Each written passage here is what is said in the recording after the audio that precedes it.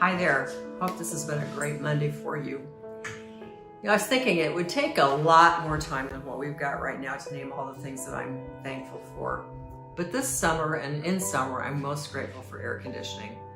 I was in high school before we even had a window air conditioner. We put it in our TV room, and believe me, it was the most popular room in the house at that point.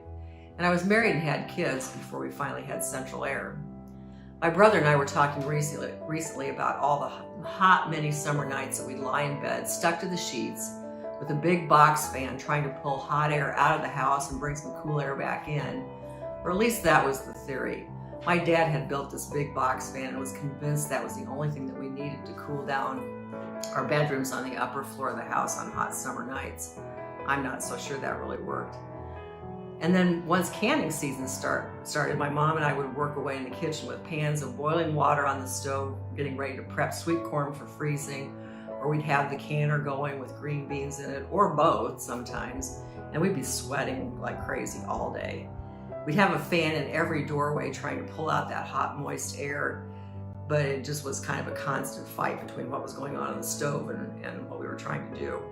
So whenever I can beans or freeze corn these days, I'm so grateful for my air conditioning and just having maybe a little fan just to move the air a little bit. It's so different than what it was back then. The thing is, we should never take these things for granted. And as a case in point, last year, many of us were out without electricity for a lot of days. Ralph and I were out for at least 12 days. And after the derecho blew through and we didn't have all those things, you tend to not take things for granted so much after that. Fortunately, during that time, it was only uncomfortably hot one of those nights when it was hard to sleep, and I would have given anything for that big box fan of my dad's. But I was grateful that it was just that one night and we were able to get some sleep anyway. Lately, I've been more mindful of giving thanks for the comforts that we do have, like air conditioning during summer hot spells, because I know that many people right here in Marion and Cedar Rapids don't have some of those advantages and really do struggle on hot summer days. It definitely takes going without for a time to be more aware of and grateful for the things that we do take for granted all too often. But we can't just say that we're grateful and move on and just go on from there. Our experience last summer and others like it need to increase our awareness that there are folks in our neighborhoods, sometimes maybe right next door, who are doing without what we consider the basics of life.